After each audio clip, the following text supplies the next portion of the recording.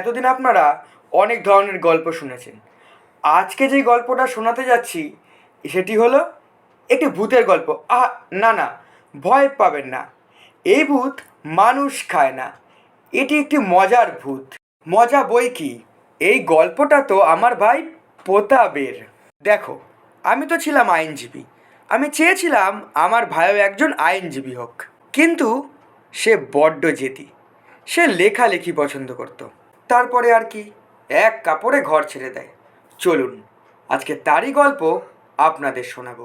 তারপর ধার দেনা করে যেই কদিন চলছিল সে চালাচ্ছিল। তারপর তাকে উপন্যাস লেখার জন্য একজন বলে। এবারে উপন্যাস লেখার জন্য সে পাড়ি দেয় রায়পুরে।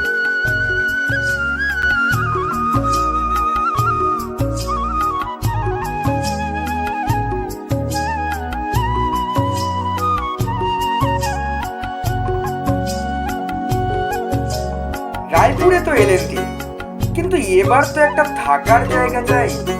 তুমি 4 দিন থাকো কি 5 দিন, ভাড়া তোমাকে 1 মাসেরই দিতে হবে।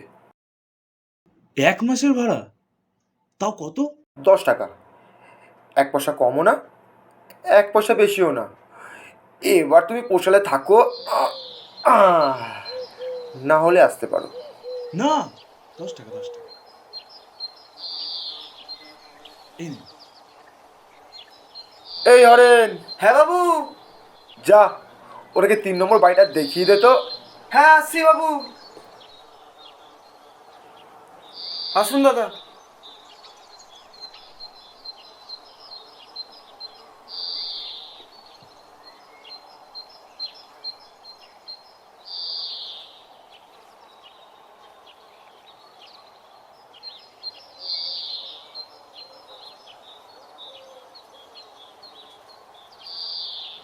এই ঘরটা।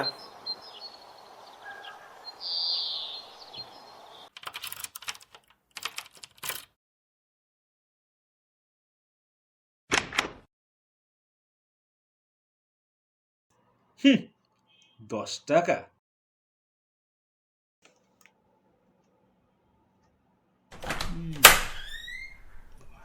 হুম।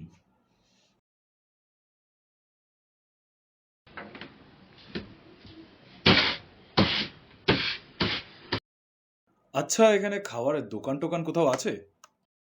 হ্যাঁ বাবু, পাশে ওই মনে মাথা একটা আছে। নাও, যাও।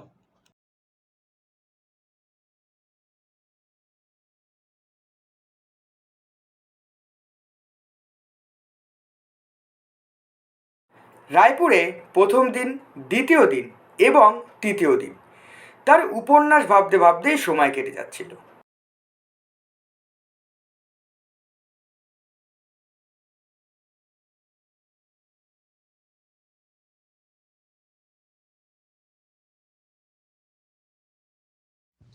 কিন্তু হলো কি, চতুর্থ দিনে একটি অদ্ভুত ঘটনা।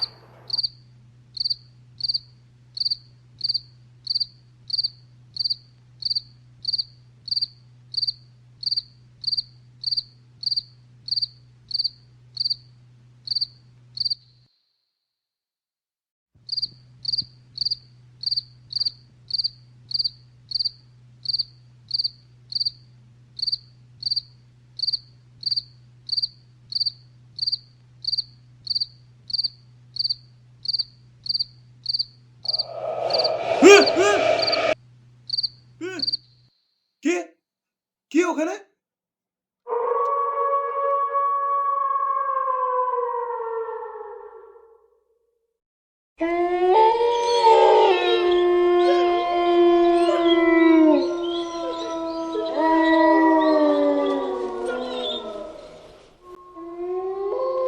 কি ঘুমালেন নাকি? আরে ঘুমালেন নাকি? হুম। কে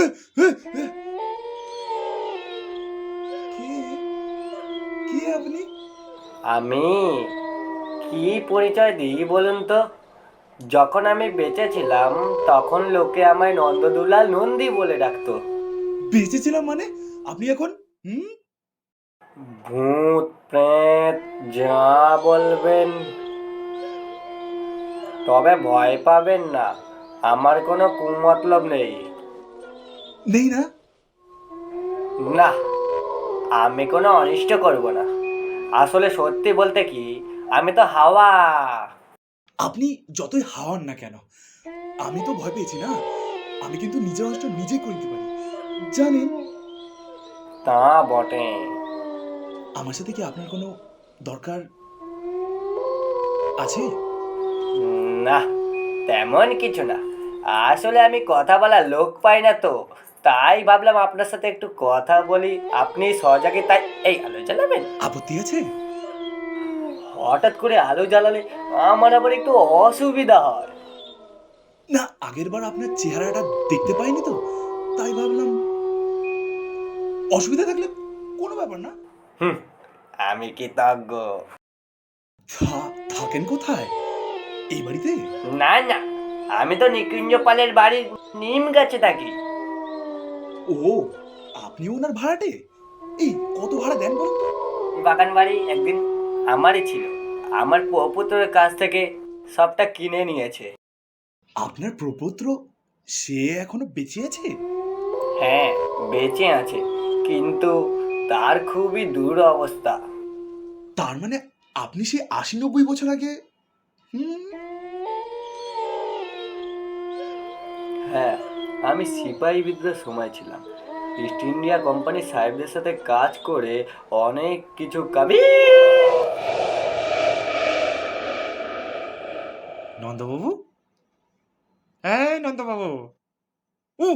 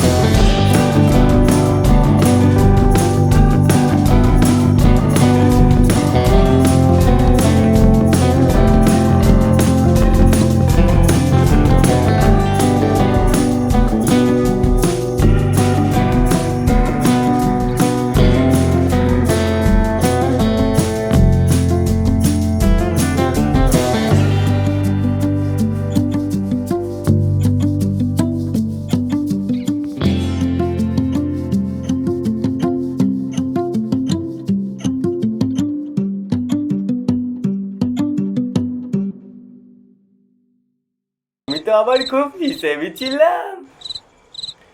তাই ডাকাতেরা বাড়ি থেকে বিশেষ কিছু পেল না। কিন্তু হলো কি, আমি গত হওয়ার পরেই নন্দ পরিবারে দুর্দিন নেমে এলো। আমার ছেলে যশোদা দুলাল, তোষপুত্র ব্রিজ দুলাল বামুয়ানায় বিলাসিতা কাটিয়ে পৃথিবী ছেড়ে যাওয়ার আগে লক্ষ্মীর সংসার ছেড়ে চলে যায়। পড়ে থাকে ওই বাগান ঘেরা বাড়ি। গোপী দুলাল শান্ত, নিরীহ, রজত ছেলে, সহজ সরল। বাপ যা রেখে গিয়েছিল তা দিয়ে দিন কয়েক চলল, কিন্তু ওই বাড়িটা বাধ্য হয়ে বিক্রি করতে হলো। কি নিকুঞ্জপালকে? আগে হ্যাঁ, এই 20 বছর ধরে বাড়ি বিক্রি করা টাকা আর এদিক সেদিক করে কাজকর্ম করে সংসারটা চালাচ্ছিল। এ তো গেল আমার গল্প, এবার আপনার গল্পটা একটু বলুন। দাঁড়ান, এই তো সবে লেখা শুরু করেছি, আর কয়েকদিন যাক। তা ভাবনার কথা বলুন না, নামকরণ হয়েছে? স্বর্গের সিঁড়ি। স্বর্গের সিঁড়ি? খাওয়া নাম, ধর্মের নামে কিছু? প্রেমের প্রগতি। প্রেমের? তা কিরকম প্রগতি শুনি? ওইসব সস্তা রগড়ানো প্রেমের গল্প ভাল লাগবে না আপনার? কি আশ্চর্য, তা ভালো লাগবে না যখন লেখেন কেন? ওইসব না লিখলে বই বাজারে বিক্রি হবে না নন্দবাবু। ও, যাকে আপনি এখন আসুন নন্দবাবু, এখন না গেলে রাতে আর খাবার জুটবে না, কথাবার্তা পরে হবে।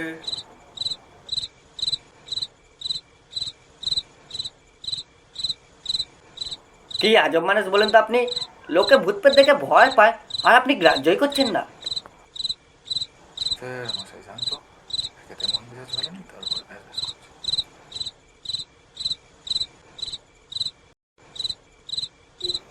খাওয়া কি হলো?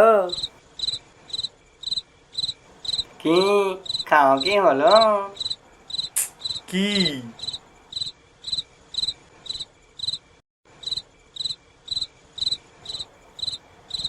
আপনি সংসার করেছেন? বিয়ে? পাগল নাকি? কেন?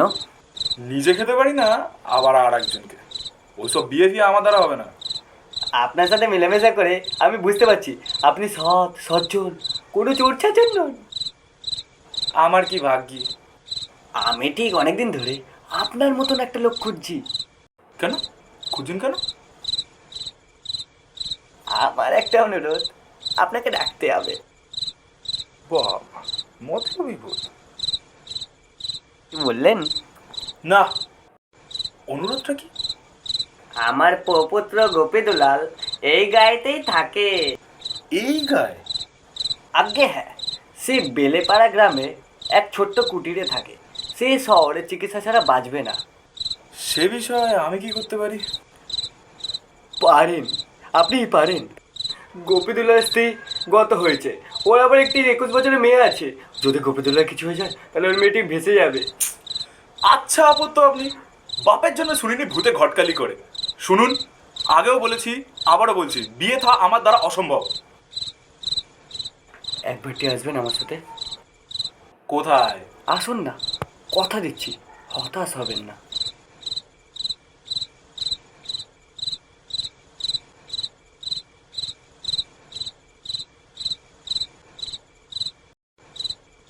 এ তো নিকুঞ্জপালের বাড়ি। ঠিক ধরেছেন। আর আর ওই নিম গাছটা দেখছেন, ওটাই আমার বাসস্থান। নিম গাছ? আর ওই নিম গাছটা ছেড়ে কেন যেতে পারি না জানেন? ওই নিম গাছের নিচে একটা পেট্রোলের ঘটিতে 108 ভরি মোহর আছে। সেটা আমি পুঁতেছিলাম ওই সিপাহী বিদ্যার সময়। বলেন কি? হ্যাঁ, তাই বলছি। আপনি যদি মাটি খুঁড়ে পেতলের ঘটি থেকে মোহরগুলো বের করে গোপীদুলালের কাছে পৌঁছে দেন তাহলে খুব ভালো হয়। 100 মোহর? 100? খাঁটি সোনা। অনেক দাম। তাও এখনকার সময় কত দাম হবে? ওই 1000-1000। এই জন্য আমি কাউকে ভরসা করতে পারি না। এক আপনি আমার ভরসা। আমি? ঘটিটা ঘটিটা ঘটিটা খুঁড়ে বার করতে হবে। বেশি না, 1 হাত খুললে হবে। বাহ, কে খুঁড়বে? আমি পারবো না। আরে অদ্ভুত লোক তো আপনি। ওই বাগান এখন নিকুঞ্জ পালের দখলে, সে আমায় খুঁড়তে দেবে কেন? আর তাছাড়া আমি তাকে কি বলবো, আপনার বাগানে মোহর পোদা আছে, আমি খুঁড়তে এসেছি? এই আপনি রেগে যাচ্ছেন কেন বলুন তো? আমি তো আপনাকে দিনের বেলায় যেতে বলিনি, আমি তো আমার সাথে দুপুর রাতে যেতে বলেছি। আর আমি জানি নিকুঞ্জ পালের ঘুম বেজেই করা। পারবো না। এই কেন এই কেন এই কেন এই কেন? রাতের বেলা যদি অন্যের বাগানে ধরা পড়ি, ঠ্যাঙে দড়ি পড়বে। এমনিও নিকুঞ্জ পাল আমাকে সন্দেহের চোখে দেখে, আমার দ্বারা হবে না। এই একটু দয়া করুন না। আরে না, পারবো না বললাম তো। এই আপনি দয়া না করলে আমি কোথায় যাবো বলুন তো? তাছাড়া মেয়েটা নষ্ট হয়ে যাবে। পাড়ার বেয়ারা ছেলেগুলো মেয়েটার পেছনে লাগতে শুরু করে দিয়েছে। অদ্ভুত তো, এত লোক থাকতে আমি কেন? আর কোথায় যাবো বলুন তো? এখনকার সময় সবাই অসৎ, চোর।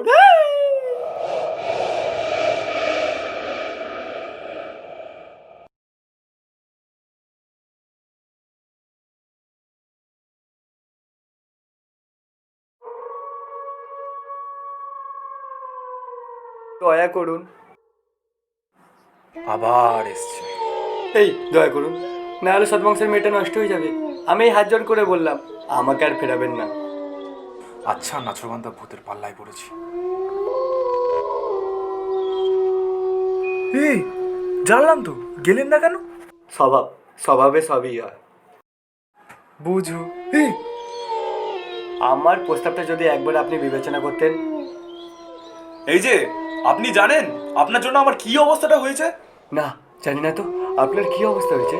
যে কাজের জন্য আজ এখানে আসা, এই যে উপন্যাস, মাথায় উঠেছে। ও স্বর্গের সিঁড়ি।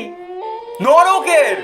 তাই তো বলছি, আপনি যদি একবার আমার প্রস্তাবটি বিবেচনা করতেন, তাহলে আপনার কল্যাণই হতো। আচ্ছা, আপনি আমার কাছে না এসে ওদের কাছে গেলেন না কেন? কাদের কাছে? ওই গোপী আর তার মেয়ের কাছে। ওদেরকে গিয়ে সবটা বলুন না, তাহলে আমি আপনার হাত থেকে রেহাই পাবো। ওদেরটা ওরা বুঝে নেবে।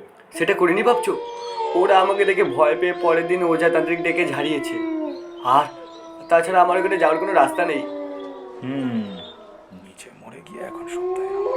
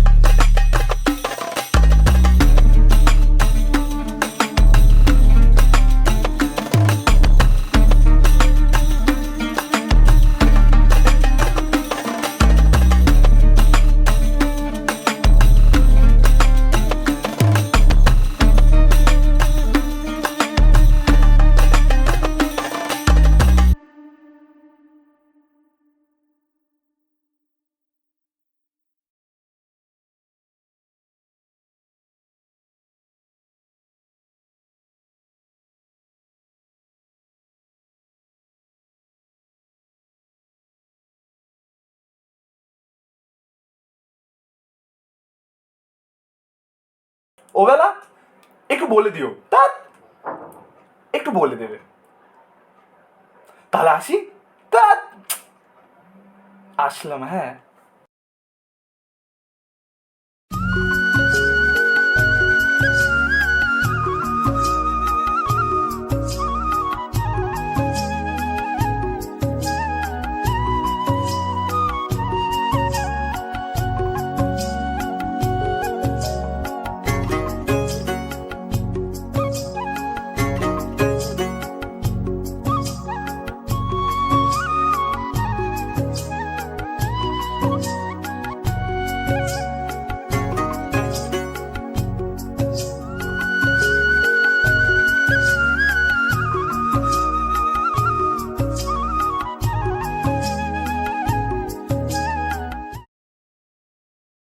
বাবা ফিরেছেন? ও আপনি আসুন।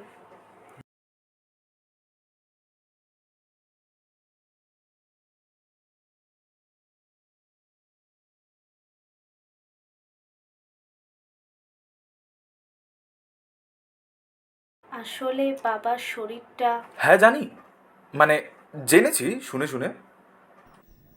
আপনাকে তো ঠিক কই আপনার কাছে টাকা পাও না, মনে পড়ে না তো? সে কথা পরে হবে। বলছিলাম কি, আমার একটা প্রস্তাব আছে। প্রস্তাব? আজ্ঞে হ্যাঁ, আমি আপনার স্বজাতি, ভদ্র সন্তান। আজ্ঞে আমি আমি আমি আপনার মেয়েকে বিয়ে করতে চাই। বিয়ে? বিয়ে? যা, কি হলো? ও জল, জল যাচ্ছে যাচ্ছে যাচ্ছে।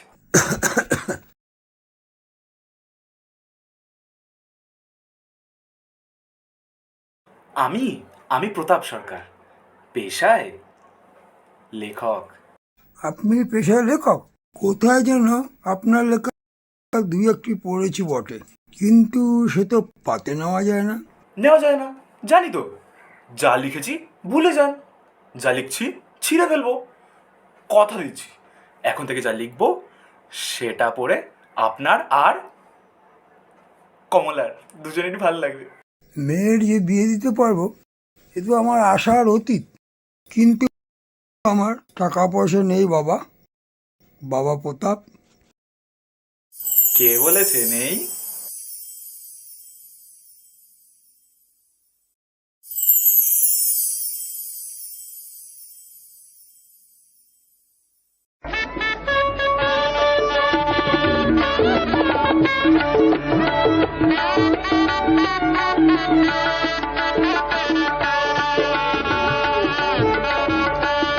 প্রতাপ, বাবা প্রতাপ। এসছে আবার।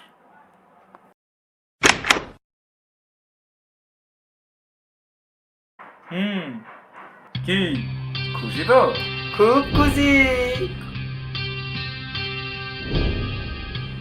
কিন্তু কেবল একটাই অভিযোগ। কি অভিযোগ? দালালিটা একটু বেশি নিয়ে নিলেন না নাচ জামাই? যাও সে